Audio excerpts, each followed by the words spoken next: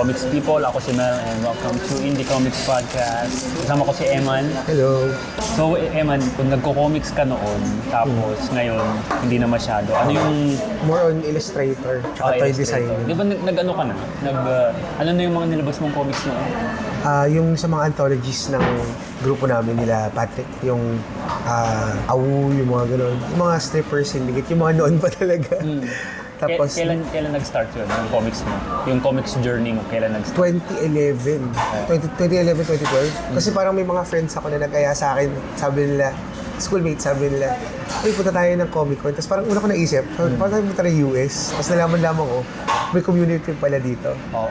Yun yung parang, andito si Mark Miller doon. Kasi the next day pupunta kami ng signing ni Mark Miller. Doon sa may Glorieta. Nandun din ako noon eh. First time ko rin, ang natawa pa ako, katabi namin nun sa event, si Stephen Segovia. Nakakwentuhan ko rin siya. So ano yung comics na nilabas mo nun? Di ba yung parang may maskara? White Devil, White yung Shiroy ako mo.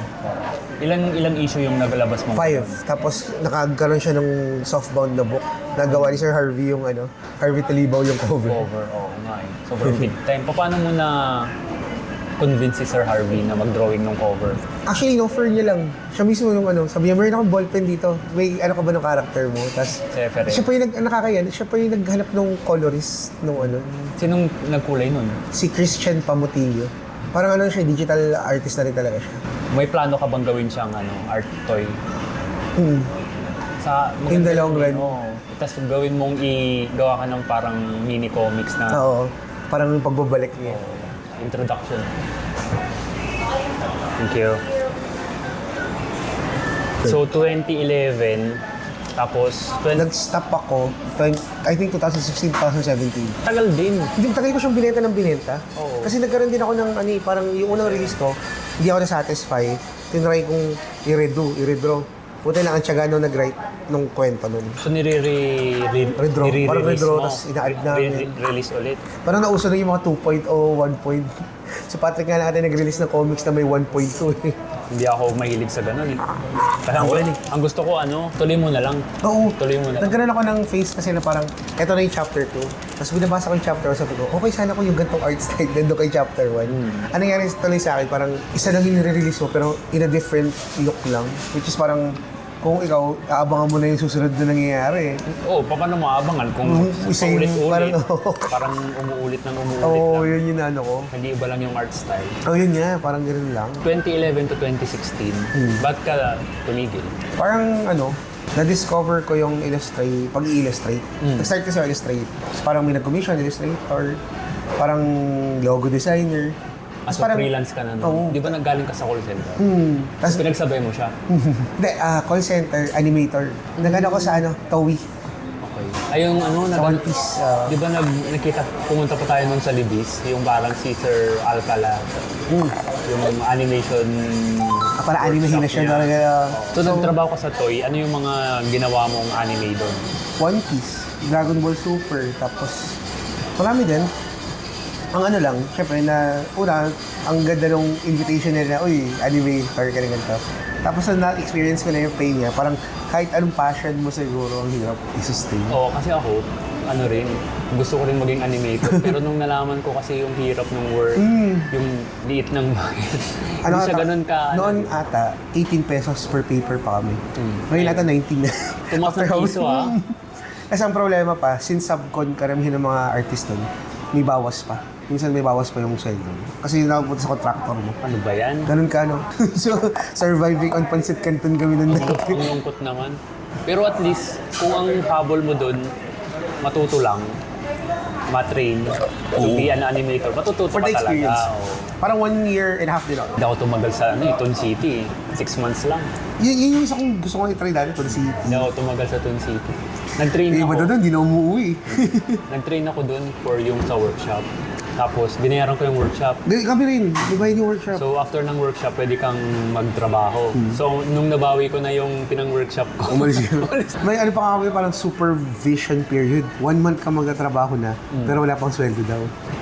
Sabi nung... 1 month? Oo. Grabe na. So gumagawa na kami ng episodes ng One Piece, nag-animate na kami. sa ano yan, sa Toy. Sa toy pa rin siya. Tapos parang Pero after 1 marami month, namang tumagal din doon, may mga friends ako doon pa rin up until now.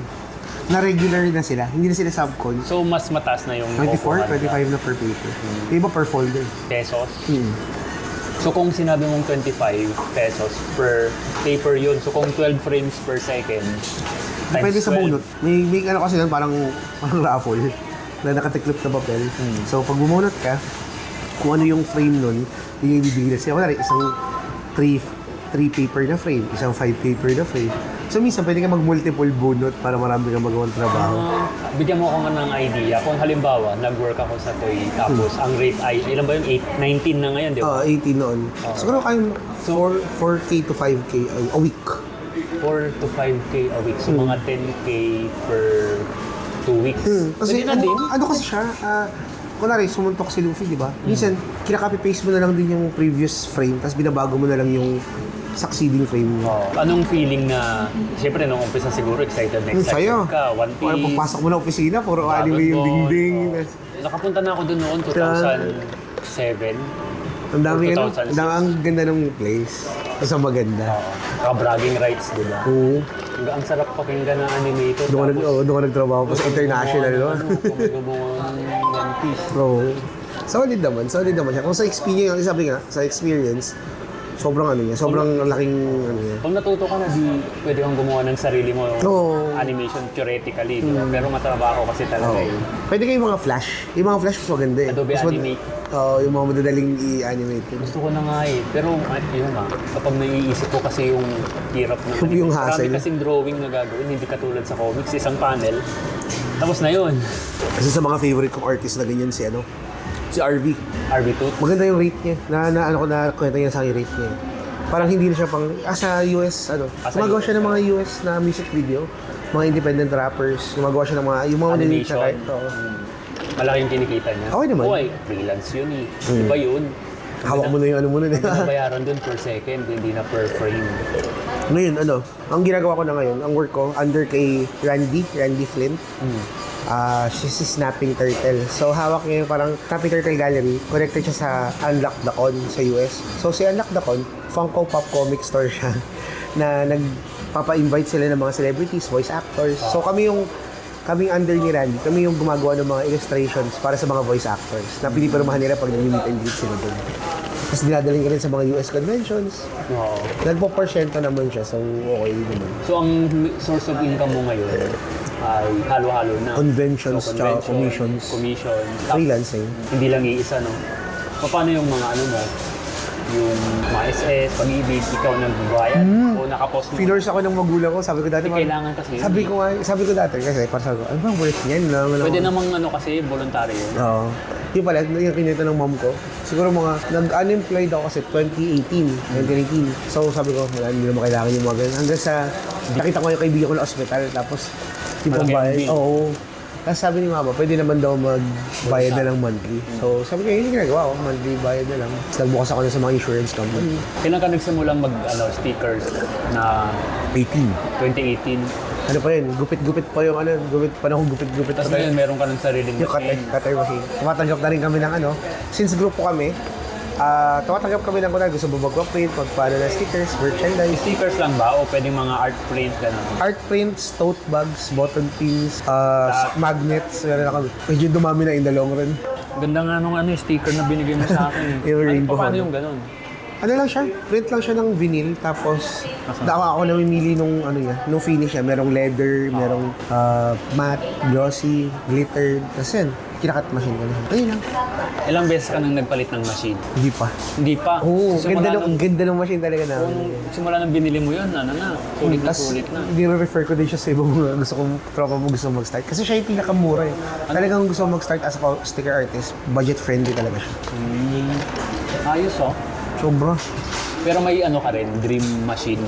Kung halimbawa Yung pang nasira E3 yun. na. Yun ang E3 dream ko printer talaga na. ng machine ngayon. Pang Yung E3. sa'yo A4 pa lang. E4 lang. So yung mga print na ginagawa mo, A4 din. E4. Hindi Pag ka kailangan ko muna ng nag-print A3 ng malaki. prints, pag kailangan ko ng A3, may pinapaanohan ako. Yung sa mga, ano ba yung sa Anonas? Yung kilala yung mga tabi-tabi doon ng mga printing shops. Doon ako nag-offer. Sa Raynan. Raynan. Dami ako nakakasabay ng mga comic artists dito doon nag-print. Yan, kwento mo naman yung sa Art Toy naman. So, kailan siya nagsimula? Last year. Last year lang. Kasi parang through the years, nakikita ko si Sir Quicks. Tapos nakikita ko yung mga gawa niya. Galing nun, idol. How he made a name through art toys. Kasi kung titignan mo, yung sa mga taong hindi pa ganun ka alam yung tungkol doon. Kasi, uy, garoon lang yun, ba't ganyan yung price? Di, syempre, designer to eh. Kasi ito mga taong, minsan mga sikat pa yung bumibili ng mga toys mo just to get the Tsaka yung exclusivity niya. Oh. Yung sa akin kasi parang nirelease ko last year, 10. Tapos this year, mag-release na ako ng second na Na Art Toy. na set niya. Ilan yung per batch? 20, ginagawa ko 20. So, bigyan mo ko ng idea how much roughly yung magagastos mo from start to finish para makabuo ng 20 na art. Yung sa akin, mga 40k. 40K? 15 pieces na yun. So yung 15 pieces na yun, kaya mo na siya mabenta ng 6 to 8k isa. Depende rin kasi sa size eh. Medyo na-over ako sa laki nung... Kapag mas malaki, mas mahal. Yung sa akin kasi diba, 7-inch yung size ng toy. So ngayon ang plano ko yung parang 3 to 4 lang. Kasi yung hinahanap, ang dami naghahanap. 3 to 4 ang Inches. ideal. So, parang lang siya, parang Funko Pop, mga 4-inch yung Funko Pop ata. Mas mga Nendoroid yun. Ganito. Mga ganyan size. Isang baso ng donut. Kaya ng Dunkin kape. Dunkin coffee. Sige, Ayun. gusto ko kasing gumawa eh. Actually, noon pa. Kasi sabi ko, ang dami nang nagpe-paint. Siyempre, mas konti yung sculpture. Pero Doon kasi, mas konti yung art nagulat toy. ako noon sa art toys, ang gamit pa pala nilang panggawa. Yung mano-mano pa, alam mo yung Vulcasil?